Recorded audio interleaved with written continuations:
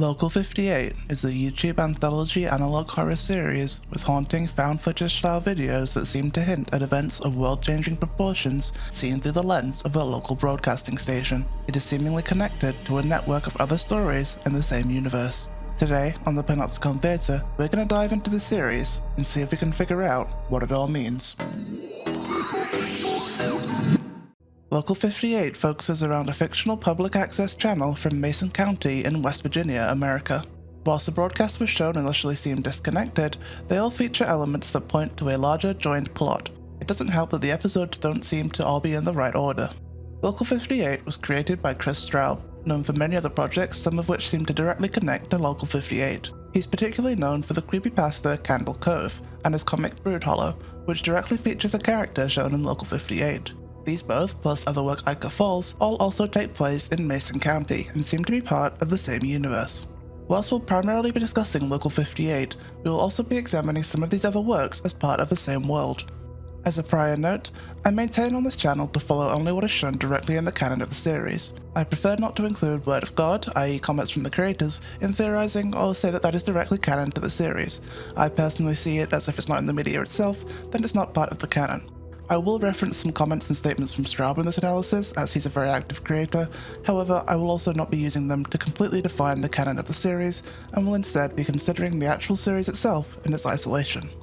In this video, we will first examine each video in the series, every piece of ancillary media such as the website, and every other connection we can find to gather as much information as possible to get the clearest picture before we start our analysis of it all.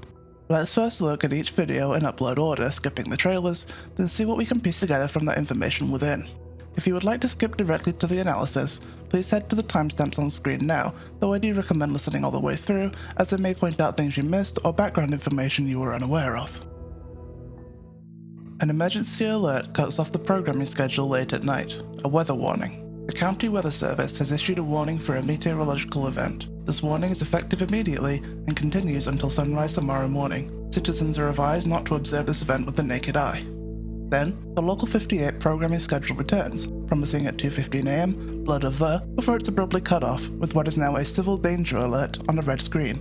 A correction to the weather alert: for your safety, remain indoors. Do not look at the night sky. More information to follow.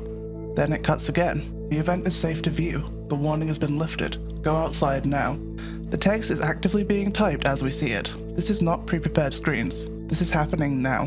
What follows appears to be a digital fight between one force trying to get the information to us to not look at the moon, to stay inside and avoid the windows, and another force trying to hide that information. Then it appears one force has won. Another weather warning. It's in the light. The moon came in. He found me. Through the mirror. Moonlight white, white like eyes, not light, but blood. I drown in him. If you're afraid, we will look together. Then we cut to what appears to be a live feed of the moon, massive and bright, as the sounds of many people screaming can be faintly heard. The broadcast cuts out. This video marks the start of the thread we follow through Local58, the moon and its effects. Let's move on to the next video and pick up some more pieces before we start analysing what the moon actually is, because one thing's for sure, it's more than just a rock in space. It, or he, is something much more. Contingency meets us at the end of the broadcast day at 3 AM.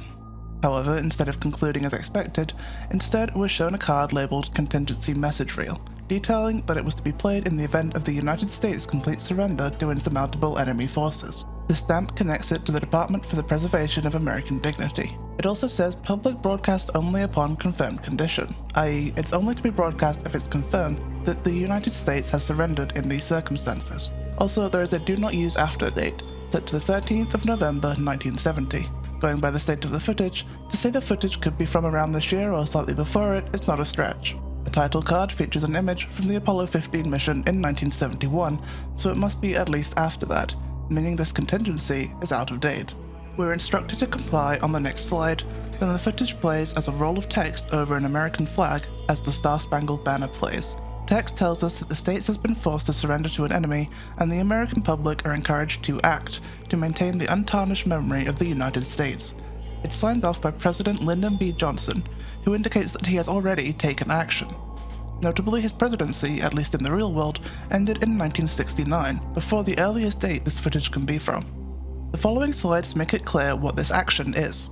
The American public is being not only encouraged to, but instructed on how best to commit mass suicide. Not only that, but law enforcement has been instructed to ensure compliance. They are given a victory position, to lie down on the front lawn facing up with feet together, though this is an odd and awkward position to do whilst following the directions of what to do with the shotgun. They're also instructed to tend to children and pets before themselves. Then a card briefly flashes up stating the 51st state is not a place, before the broadcasting is suddenly cut. The 51st state is a phrase used in a few different ways, but frequently to refer to places that are very Americanized to the point of being considered part of the states, or that have been considered for statehood. It's also been used to refer to the moon after the moon landings. A Reddit comment by Straub says, the 51st state is death. Local58 airs a correction, in which it apologizes and claims that the footage aired was a hoax. However, overlaid on the slide is a second one, showing that this was a pre-prepared hoax apology card. This footage is therefore likely not a hoax, and was in fact really intended to be used under the circumstances. The appearance of the second slide might suggest that whoever at Local58 is airing this wants us to know that. The schedule says we do the midnight movie at 12:05 AM, then paid programming at 1:55. However, someone deletes the text saying paid programming, and the footage instead cuts to dashcam footage in a car on a rainy night. We get an actual date and time here. It's 1:57 AM on the 21st of November 2014. We can hear the GPS navigation instructing the driver. 2 hours and 28 minutes to the destination, apparently. The GPS gives the driver seemingly normal directions for a little while, although some of the locations don't exactly match up with the real world. It's very possible this is because Straub is picking random street names instead of having to plan out the whole accurate route though. But it gets interesting around the 1:10 mark in the video. The GPS suggests there's traffic ahead, so it reroutes. Although we can see the roads look pretty clear. The driver is told to take a quarry utility road, somewhere a GPS would not usually send you down. And finally, most interestingly, instead of saying the fastest available route, it now simply says, you are on the fastest route. You are on the fastest route. I think this is the moment that something else takes over the GPS.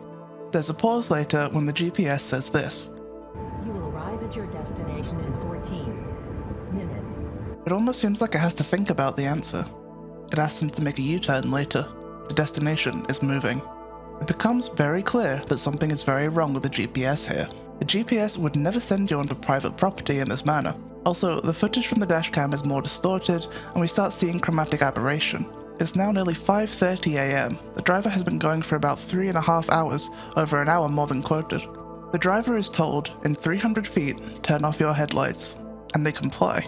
A roar is heard, and they flash the lights again, showing a brief shot of this creature. The footage cuts in a few minutes later as they drive away quickly, with the GPS insisting to make a U-turn and that the destination is behind them, but it's getting closer. Another roar, and the windshield is shattered, the car is clearly on its side, and flames crackle. It's clear that the GPS is directing them to the creature. But what's more interesting to me is the fact that they seem to blindly follow the GPS right up until the moment they see it. They drive over an hour more than expected, but don't seem to have any qualms with this, and they head off down dark, tree-lined roads that are not public access without questioning the directions. And we know the dashcam has audio, but we never hear the driver. They never speak, or hum, or mutter under their breath, or give any indication that they're thinking of anything but driving at all. Show for Children features a black and white animation of a skeleton. Despite being labelled as for children, it's shown at 4:15 AM, a time when most children wouldn't reasonably be awake. Interestingly, the quality and type of distortion of the cartoon itself implies it's slightly older than the rest of the broadcast footage. The date on the title card here is 1929. The episode is called A Grave Mistake, and the skeleton character is named Cadaver. This is the character that also features in Broodhollow. Cadaver walks through a graveyard. The moon's very distinct in the sky and features a very stylized grinning face. Cadaver is initially in high spirits, but after seeing a realistic skeleton and some sort of fetusy bird creature in open graves, he becomes more and more nervous. The moon loses its grin and stares with wide eyes, and notably is now in front of the trees in the scenery, meaning it has moved closer. You can also barely see it peeking into the second grave too. Cadaver encounters another open grave, this one long and dark, and he either enters it or falls in. He's seen walking through a dark cave holding himself weakly. In a new grave inside the cave, and now weak and tired, he lays down, staring upwards. We see from his perspective the open mouth of the grave as a large, realistic moon moves over the hole. Interestingly, it seems like we're not seeing the sky, but the inside of the cave, implying the moon came in there too. Cutting back to Cadaver, he appears to have died and has become a more realistic skeleton. The end card glitches quickly out. The moon peeking in, then looking less pleased after Cadaver looks into the second grave, plus the title being a grave mistake, implies to me that whatever that bird thing in the grave was, Cadaver was not supposed to see it, and the moon was not happy that he did. Cadaver's position at the end greatly mimics the so-called victory position mentioned in Contingency. He also did not look at the moon until this very moment. Real Sleep features a VHS recording by the TRI, or Thought Research Initiative. It appears to be a personalized tape directed to someone named Philip Gerhardt, not intended for the use of others. The text play and elements of a VCR overlay show up, suggesting that the footage has switched to a VCR rather than the broadcast. However, Chris Straub says the footage is being aired from the station by someone who obtained the tape. The state of damage to the tape suggests it's been played quite a lot of times. The tape starts with a myth or fact segment that states dreaming is not necessary for regular sleep function, and that dreaming during REM sleep is correlational, not causal. It suggests that the benefits of sleep are diminished by dreaming. Section 2 is regarding something called the Kleitman map, which the slide calls an index of electric activity in a brain burdened by dream stimuli. It seems to be some sort of brain activity map. Whilst the Kleitman map itself is not a real concept, the name may be a reference to Nathaniel Kleitman, a professor at the University of Chicago in the 1900s who co-discovered REM sleep and was described as the first scholar of sleep. The slide suggests that a Kleitman map can be used to trigger activity in the brain using certain stimuli, including visual stimuli. The stated goal here is to introduce a so-called anti-dream, using the reverse of a person's Kleitman map to cancel out their dreams. The personalized segment begins now, and the viewer is instructed to stare at the center of their screen. It's notable at this point that both the tone and the font change slightly here. Sequence 1 is visual calibration. A series of color-inverted faces lit in odd ways flash across the screen while a tone plays. The faces all seem normal aside from the last, which is distorted. Sequence 2 is cortical memory. Cortical refers to the cerebral cortex of the brain, the area that is involved in higher processes such as thinking, emotions, consciousness, and perhaps most importantly here, memory. The sequence is similar but with two sets of faces, which merge at the end. Straub credits the use of images from the flash face distortion effect, which is a visual phenomenon created when staring directly between two sets of eye-aligned faces, causing them to look deformed and monstrous. You can look up example videos online if you'd like to see the effect in action yourself. It's pretty interesting. Sequence 3 is ablation of subconscious. Ablation is a medical term referring to the removal of something, generally surgically. The viewer is asked to repeat the phrase, "there are no faces," as they watch. The faces that flash by here are all distorted, and some, which the sequence lingers on, are hardly faces at all. The afterimage of the final face remains on screen. Sequence 4 is acceptance. A series of phrases flash by, which the viewer is told to read without reading. I'll put them all on screen now so you can read them, and highlight the ones I think are particularly interesting. Despite the program's earlier statements, a lot of the phrases suggest that not only dreaming, but sleeping at all is bad. Sleep is not civilized, stay out of your bedroom, the pure of mind do not slumber, when we sleep we die, sleep is a scavenger. The sequence ends with the viewer being congratulated on completing the tape. They're requested to speak to a technician if the results are delayed or there are unwanted side effects, and to not see a doctor. The tape fizzles out. The font and tone switching could imply one of two things. Either the personalized section of the tape is made by a different group or department who just happen to use a different font to the standard pre-prepared tape, or that the tape has been tampered with by outside elements. The suggestion by the tape is that the Kleitman map is used here to cancel out dreams in the mind. However, I suspect it's more likely that it's being used to cancel out the memory of human faces. The calibration section uses inverted normal faces, possibly priming the brain to forget these. In the second sequence, the two faces merging may be an attempt to maintain the peripheral distortion effect across the whole field of vision.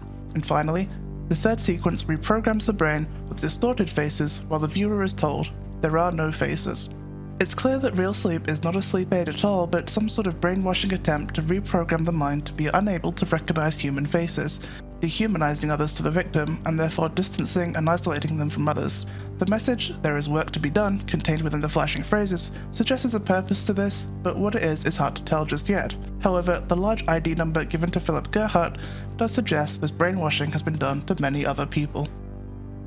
12 AM is the airtime for Skywatching, before a rebroadcast of a city council meeting and paid programming. The title card for Skywatching rolls up in bubbly lilac font over a galaxy image, but it's quickly cut off and replaced with a title card in red, much more simple font. The footage we see is clearly homemade. The cameraman films Orion's belt and the Pleiades, labeling them on screen in the same red font. Then, They film the brightly glowing moon.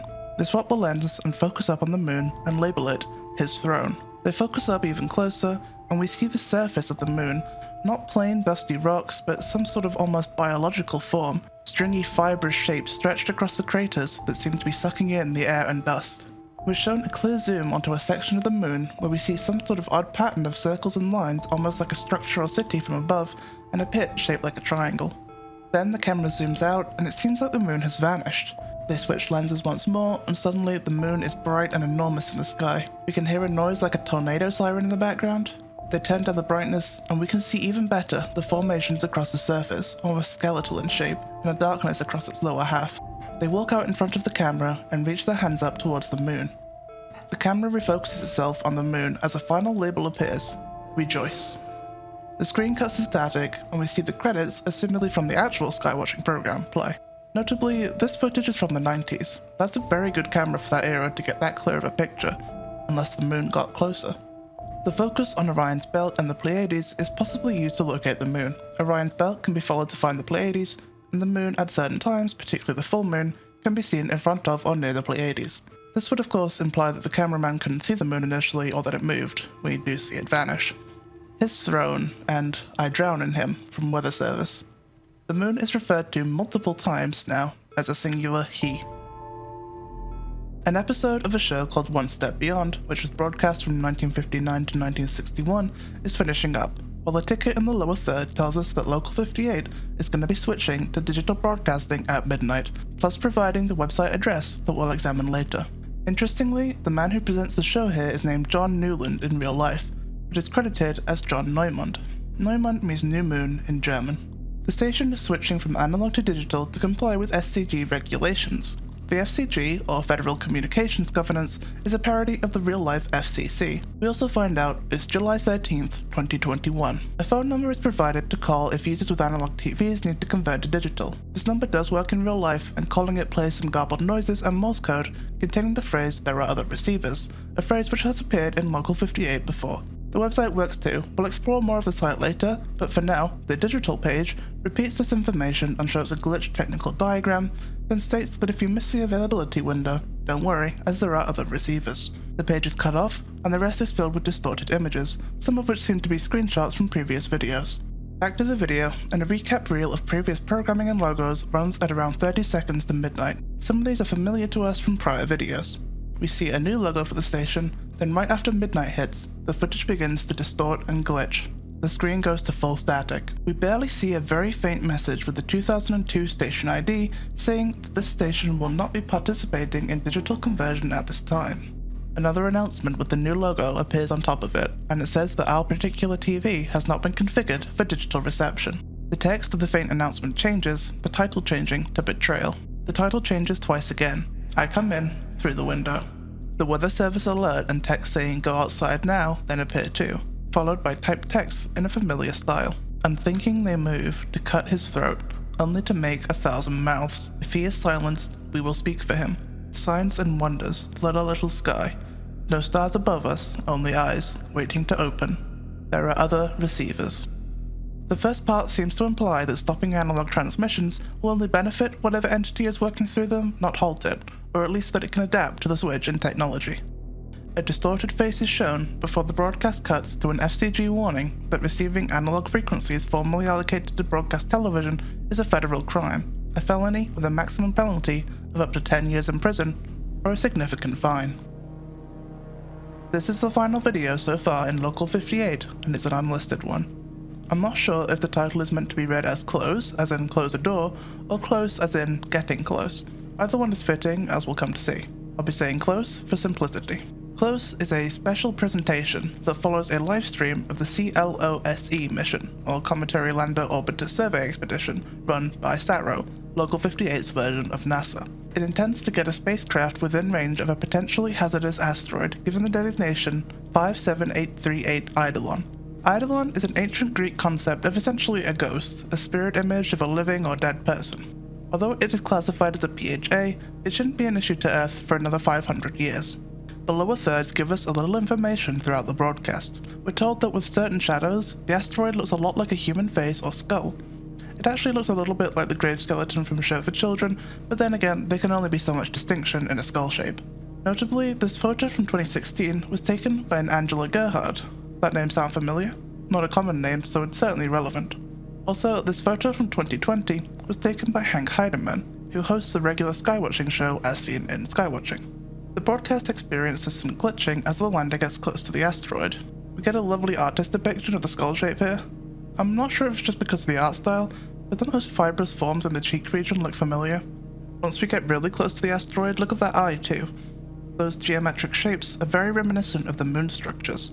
About a minute and a half to landing, we begin to see a shape emerge in the other shadowed crater that looks a whole lot like a door. Closer still, and we can even see the handle, that's definitely a door. The lander touches down and we see the door close up, and then it opens. Then the lander seems to be flung away from the asteroid. It's interesting to me that this asteroid was only discovered in 2006. With its size and orbit, it surely would have been noticed earlier, unless one of two things occurred. This version of Earth is much less advanced in the space-related sciences, or it's a relatively new thing that's appeared. A third option is that the asteroid was previously hidden from public knowledge. And that's all the published videos on the Local58 channel. There's another unpublished video, but to be honest I can't see much to discuss in it.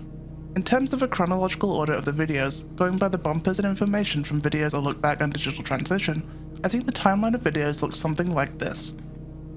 Now, let's move on to the ancillary content, the website and archive. The website Local58.tv is the faux archive of the Local58 website over the years. Let's go through each archival year one by one and point out the interesting features. 1999 is very simplistic. The sidebar links all redirect back to the same page, and most stored data such as images is unavailable. The bottom of the page contains a severely distorted photocopy of what appears to be a textbook or article discussing a vestigial low-band filter. Without getting too deeply into what that is, this is a filter for improving bandwidth allocation in TV, and this is something a TV station like Local58 would normally have, but it's interesting that the text says tampering with a filter is against the law, and should only be removed to check some connection points. It sounds a little bit like there's something unusual going on with this filter.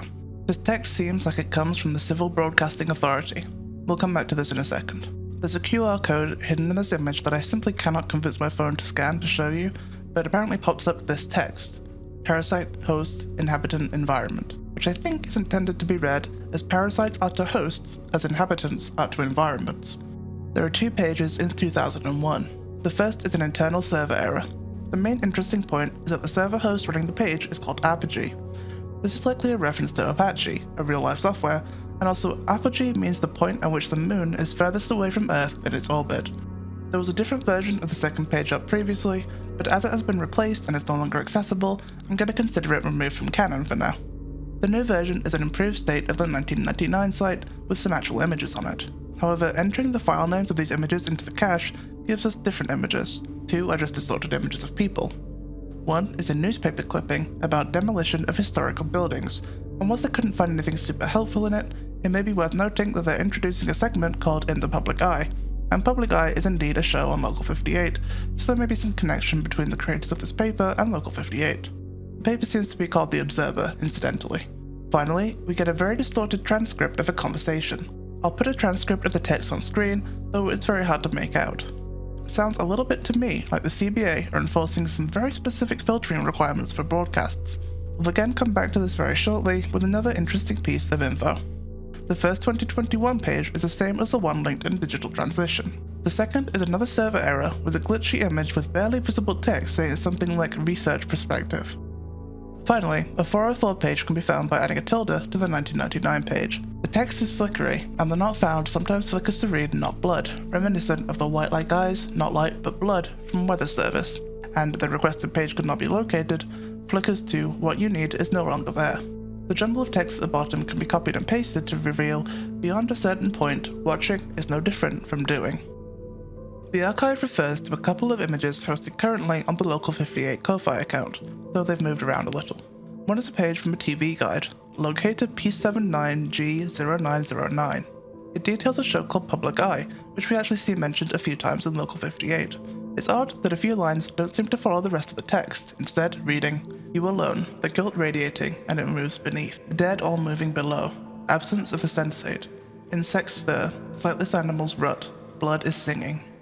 The second is this diagram, locator 118F13A, and I think this image provides one of the most important pieces of information to our analysis. It appears to be a blueprint for assembling a pentathode. The patent was filed in May 1931. So, what is a pentathode?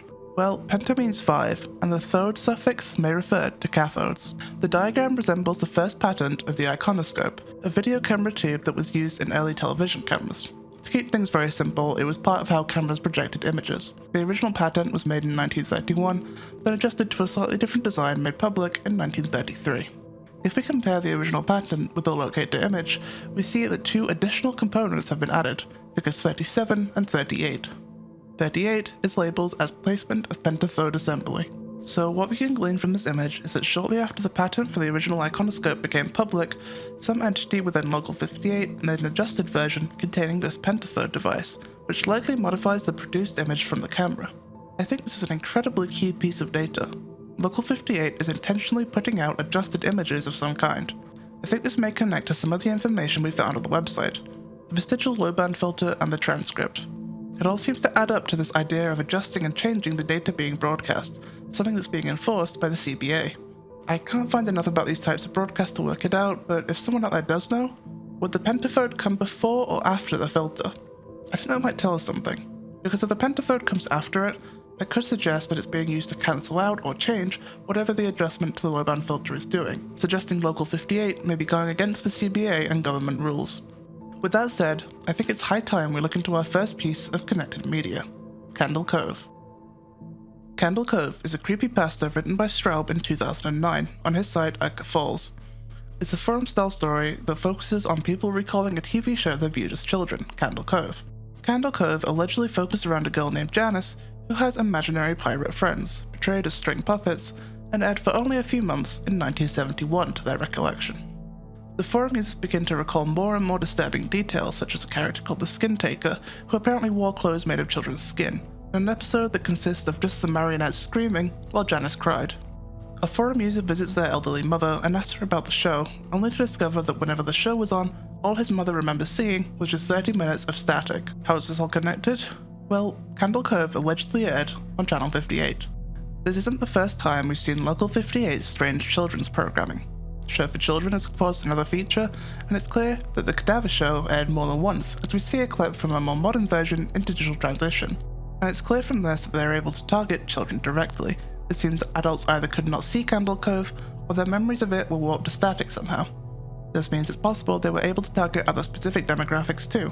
It's also possible that what's being affected is not perception, but memory. Potentially, the parents were able to see the show when it was on, but it was immediately erased from their memory. This might connect to the affecting of the cortex that controls memory in real sleep.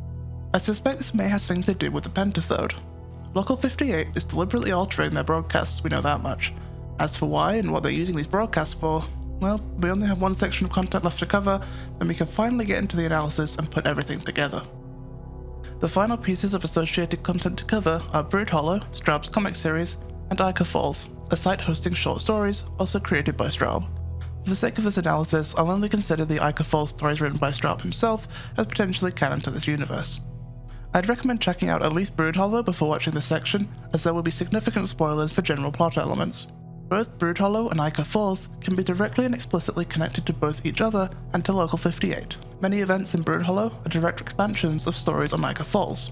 In the rolling digital transition, we see what may have been a documentary or film called Hirsch's Camera, which is the subject of a story on Ichor Falls called The Hirsch Camera, focusing around photographs taken by a man named Hirsch that depict scenes that are outright wrong or strange, such as a building that doesn't exist, or trees with human hands, or a man with a distorted head. Stories that don't directly connect seem to have similar themes nonetheless. I won't go into all of them, but they're worth a read to pick out the similarities. Perhaps this is just Straub reusing elements of past work. However, Broodhollow is mentioned in the oldest logo seen in Digital Transition and A Look Back, and plus the inclusion of the mention of the Hirsch camera, I think these may be more than just allusions to his prior creations. Later logos do not mention Broodhollow, which is interesting. For some reason, Local58 seems to have stopped serving it. It's hard to confirm, but in Broodhollow, the general plot is that the residents of the town are losing large chunks of memory, and that's a normal part of life in town to them. It's possible that the outside world has in turn forgotten Broodhollow. Also relating to Broodhollow is the fact that the main character, Wadsworth, has a whole thing about dreaming. He sees visions in his dreams that allow him to discover things in the real world, not necessarily predictive, but using elements of his forgotten memories to lead him in certain directions. He uses increased fear to trigger more detailed dreams. He also happens to see a cadaver in his dreams who acts as a sort of guide. This is interesting in connection with real sleep, where we're told that dreams are unhelpful and that precognition is a lie. We compare this project by the TRI, which is telling us not to dream, and the lived experience of a person in this world, who has helped and aided to defeat a supernatural phenomenon by his dreams. Clearly something's going on there. Either way, the connection to these other tales don't necessarily add a massive amount to our theorizing, but they're nonetheless worth mentioning, and do tell us that whatever's going on in this world is not a single, localized issue. Now finally, with all the information we need piled up, let's start our work in analyzing this series. Local58 is in my eyes about two things: blind trusted authority and technology, and entities beyond our understanding. Let's look at the overarching plot first. It's pretty clear that the moon is a central focus of the series, but what exactly is the moon and what is it doing? There's a few theories that are particularly popular, 3 major ones in fact. Let's quickly mention the other 2 major ones before we start analysing the one I personally prefer. Theory 1 is that all the broadcasted events are a human-made hoax, either by a particular group like the TRI, or even the station themselves, or by the government as a means of controlling the population. Now, I can't say I'm a massive fan of this theory. Whilst I do see the logic in it, it feels pretty boring honestly, and also to me it feels like there's too much seemingly actual supernatural occurrence for it to be entirely a hoax, especially when we include additional media like Broodhollow into the equation. The end point of this theory leaves very little discussion, so we won't go further into it here. Theory 2 is the theory that the source of all the incidents in Local58 is down to aliens. Either these aliens are trying to destroy humanity or take over Earth and enslave them. This is a pretty popular theory, and I can definitely see where it comes from, considering the series' heavy focus on the moon and thusly on space. However, it has been directly confirmed by Straub to be not what the series is about, and stated so in a way that makes me believe the third theory even more, which we'll get to shortly. I'll nonetheless quickly mention some large points of evidence to support the alien theory. The artificial structures on the moon do resemble some kind of alien city, and if there were aliens living on or in the moon, that may explain the weird gas vents we see on it. It might also explain how the moon moves around and gets closer. It could be some form of piloted or controlled craft. The creature we see in Europe on the fastest available route may be some form of vaguely humanoid alien that has landed on Earth. Real sleep may be some form of subliminal conditioning from the aliens to make humans more susceptible to their invasion in some way, perhaps by making them unable to identify faces properly so that they can no longer tell who is human and who is alien. Personally, while I see why so many people turn to this theory first, I don't think it holds up beyond an initial vague look at the series. It doesn't explain at all what's going on in the ancillary media, and to be honest, I largely agree with Straub that it's a pretty flat take. And finally, the third major theory, the one I personally believe, and the one we're going to be analysing today, is the cosmic horror theory. For those unaware, cosmic horror, also called Lovecraftian horror though people are moving away from that label, is a subgenre of horror that focuses around the fear of the unknown and unknowable, of madness and forbidden knowledge, and entities and forces that we as humans cannot comprehend. It places humans in a position of insignificance and powerlessness in the world against the scale and magnitude of existence. It often revolves around an entity or concept that is alien in the sense that it is completely alien to our understanding of the rules of the world. It is not necessarily a living being. It could be a shape with dimensions that don't make sense, or a creature that can't be described in language, or something from outside our universe as we know it that interacts with our world in warped ways. Often these beings, when they can be considered in some way sentient, have goals and morality that is entirely outside our comprehension of that framework. They can't be called good or evil, or lawful or chaotic in the human sense. They have their own concept of logic and morality that makes their actions to us seem completely confusing. A cosmic entity encroaching on our world might think nothing of killing us or using us for their needs or destroying or draining our planet, in the same way we might think little of killing an ant or destroying an anthill. When we would kill a bug, most people don't tend to think of that experience from the bug's perspective or feel that that particularly matters, and even if you were to consider it, you wouldn't truly be able to understand how that bug felt or saw things. The mind of that creature and of all non-human creatures are entirely too different from ours for us to ever understand them or their thoughts and motives. We can assign meaning to them, but often when we do so, we misunderstand or try too much to humanize the actions of animals that don't actually think or feel like us at all, and whose desires and ideas and morality do not align at all with ours. The ant sees you drop a metal drink can, and it understands what the can is structurally, but it would not be able to conceive how it was made or maybe even what its purpose is. It could not envision a factory pressing metal into sheets or pumping drinks into them, or the wires that convey the power to the machine. If an ant saw a loose wire, it wouldn't have the ability to comprehend that touching it would instantly kill it, nor would it ever be able to understand what would cause the wire to have that effect. That is the same perspective a cosmic entity might have of us, and we of it and its technology, to put it in perspective. And to continue this perspective, the loose wire that kills the ant, the item which is suddenly so major to its reality, so massive and world-changing for it, is something that a human might nudge to the side without a second thought.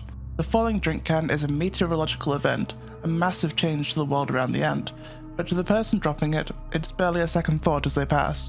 To these entities, we are as an ant is, and to us, they are as a human is to the ant. With that perspective, let's look at how this concept relates to Local 58. The cosmic horror theory suggests that the events of Local 58 are due to the influence of a cosmic entity.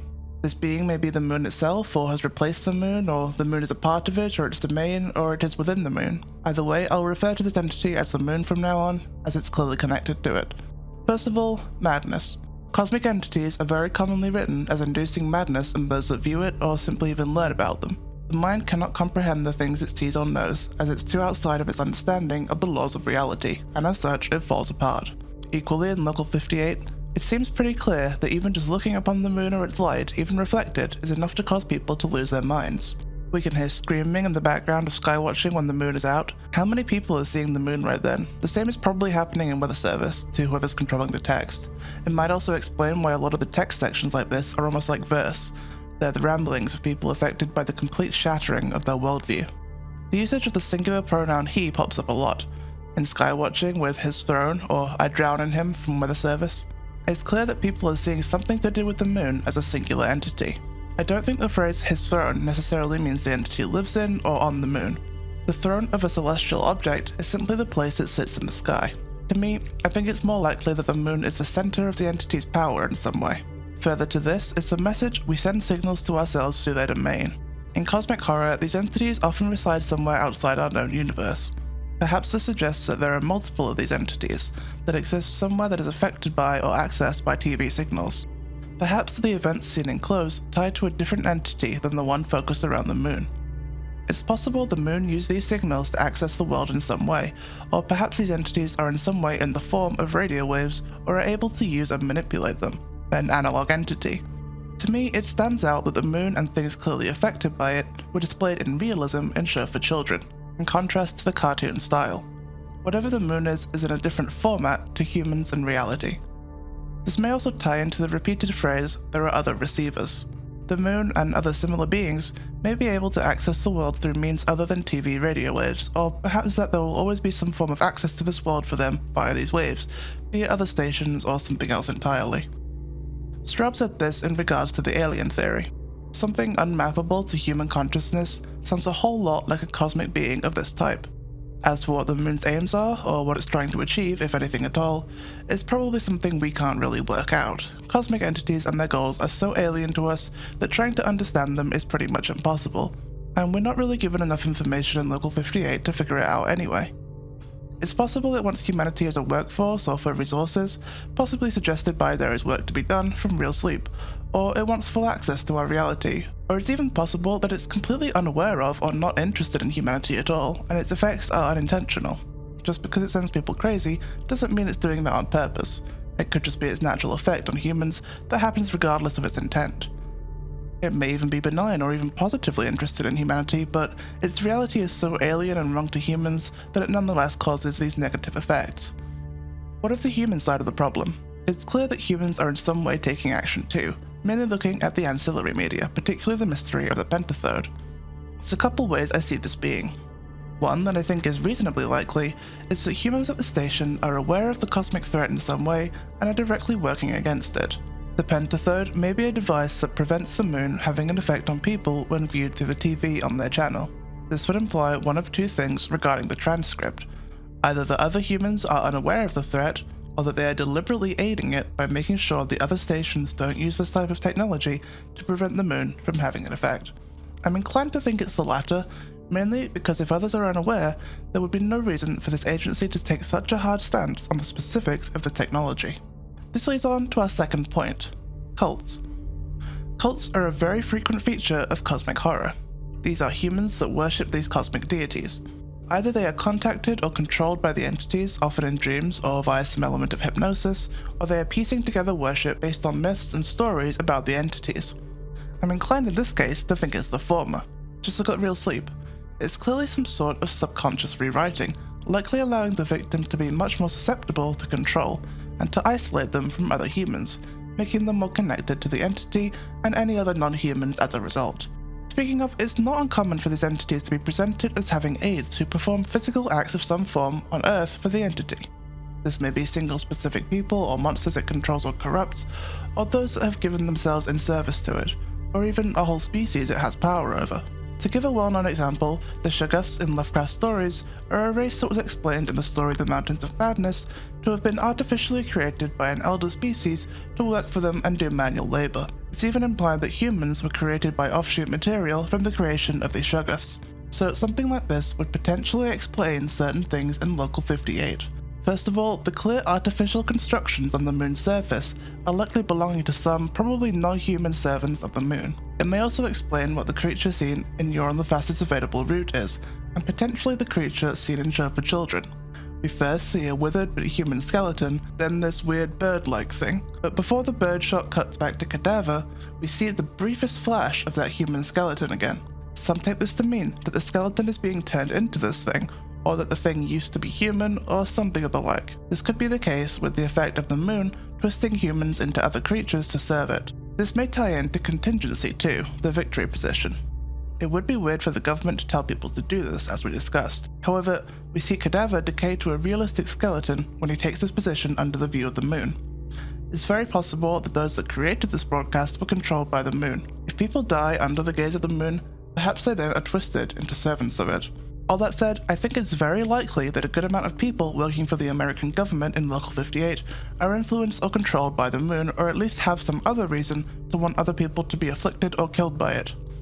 It's possible actually that entire sections of the government, or even the entire government, is some form of cult. It's also possible that individual units we hear about, such as the CBA or FCG, are entirely affiliated with the moon. Why do I think the government is the afflicted party and not the station itself? Could the Pentathode also not be an indication of the station itself being some form of cult? There's a couple of reasons I think it's this way around.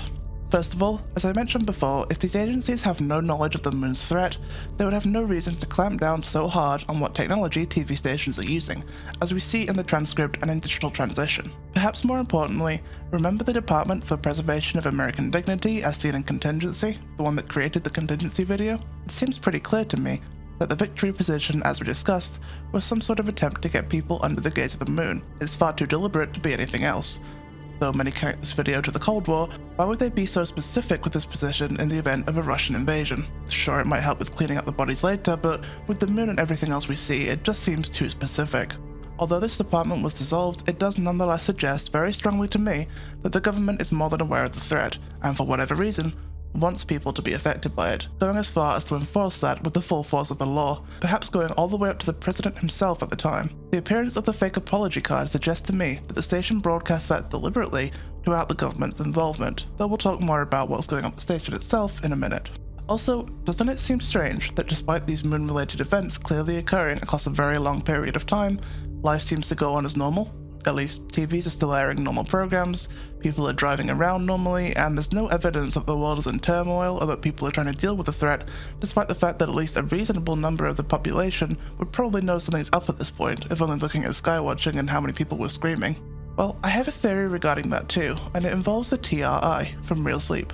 We discussed the idea a little already, but I personally suspect the TRI is some form of government-funded institute designed to expand and increase the government's control over people, thus expanding the moon's control. You're on the fastest available route, I think, shows us what the effects of this type of subconscious rewriting would be on a person. Quiet and subservient almost completely to instructions given by an authoritative voice. They don't question or complain or seem concerned at all right up until the moment they're put in immediate visible danger. It's also possible that this allows the perpetrators to adjust or wipe sections of people's memory, having them forget the events. Cortical memory is indeed specifically targeted in the tape. This could affect people's direct memories, their emotions, or even perhaps reduce their level of consciousness. It's not a stretch, I think, looking at all the evidence we have available, to say that the government is actively trying to control the population and submit them in some way to the moon, perhaps even as some form of sacrifice.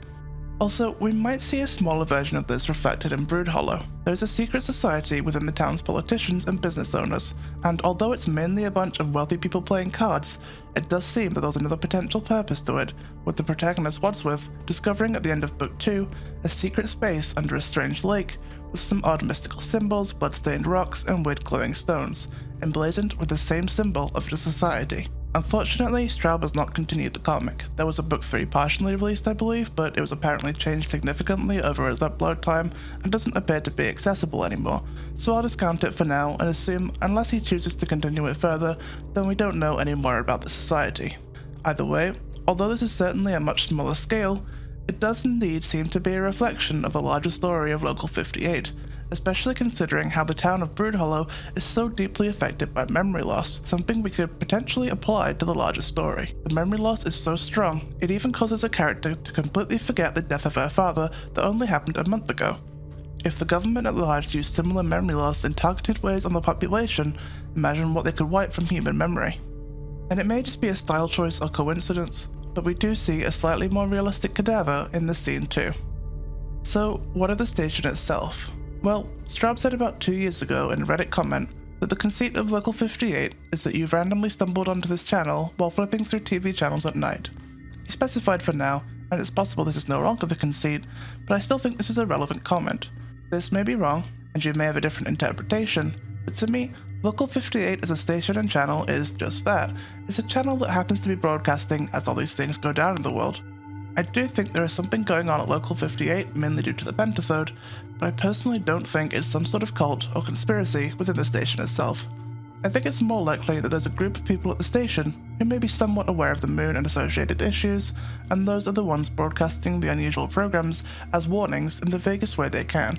We also know from Weather Service that the station staff are not immune to the moon's effects themselves, meaning they're probably not really on its side in whatever way.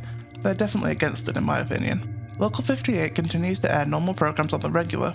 The interruptions in normal programming, at least the ones we see, actually seem fairly few and far between. I think that, like probably most of America and maybe most of the world, Local 58 continues to be a mostly normal station despite the threats over Earth. But there is at least some internal knowledge, as someone must have installed the Pentathlon and someone must be broadcasting the unusual programs. To me, the Pentathlon reads as something that may prevent the moon's effects, or perhaps even prevent the moon and similar entities from making use of the station's frequencies in some way. We know they can affect technology from the GPS and you're on the fastest available route, so I suspect this is something to keep it out of the broadcasts. An alternative take on the Pentathlon is that it is the technology being enforced by the CBA, and it is what is allowing the government to use these memory-altering effects in the first place, which is also possible and also generally fits with this theory as a whole. A lot of people theorize that Local 58 is being hacked to show these broadcasts, but Straub has stated this is not intended to be the case, and personally, it just doesn't read like that to me. First of all, it happens over such a long time span. Secondly, Local 58 is a pretty small station serving a reasonably small area. If you wanted people to see these things and know what's going on, you target at least a slightly larger area. I think if there was one video that was likely hacked in, it was Skywatching. It seemed to me like the video taker was trying to get people to look at the moon and join its ranks. The others I think were more likely broadcast from inside the station. Real Sleep, Straub has said, was definitely broadcast from the station, so we know they do engage with showing these odd programs purposefully. Candle Cove is actually the only thing I can't seem to fit into this theory. It aired after the patent for the Pentathlon, so it probably wouldn't be the impetus for blocking foreign effects from invading the station, unless the Pentathlon wasn't actually installed until a few decades after its patent, or it bypassed that somehow. It does seem potentially connected to the ideas of memory loss or thought blocking, but other than that I struggle to tie it in, to be honest, despite the whole series being an expansion of it. Maybe if we consider the Pentathlon to be the CBA enforced technology and not an addition of the station itself, this could be the government testing out the memory altering effects on a small group. What do you guys think? Definitely let me know in the comments if you have some idea of what the purpose of Candle Cove could be. The reverse of my theory is also possible, and this would potentially make more sense with Candle Cove. The idea that it's the station itself that is affiliated with the moon, and the government is trying to prevent it. However, as I said, I personally don't think this is the case. Along with all the evidence we looked at before, there's also an ongoing theme within Local58 and the wider story of authority not necessarily being trustworthy, or people blindly following their instructions regardless of personal consequence. I think thematically, the government, or at least some other larger human power, is more likely to be the problem here. But let me know if you have any evidence I missed for the opposite direction's case. I'd love to hear your thoughts. Likewise, let me know if you agree with my main theory, if you think I missed something or misread something, or if you have a completely different idea about what's happening in Local58. I'm pretty happy with this theory, but with how vague a lot of it is and how little we see, it's hard to put it all together cohesively. But one thing's for sure, Local58 is an interesting and twisting narrative that I really hope we get more of whenever Straub is ready to release it. I hope you found this deep dive interesting and can use it to further help you piece together this story. And remember, all my theorizing is just that, theorizing. It is completely my own take, and if you have a different one, that's totally okay. It may even change completely as new stuff comes out in the Local58 universe. Let's keep an eye on the Local58 channel and other official media streams from Straub, and wait patiently for whatever new information we get next. And don't worry, if you're afraid, we will look together. Thanks for watching today's Panopticon Theatre performance. What do you think? Did I miss anything? What do you want me to talk about next? Make sure to sub and join the audience if you want to see more.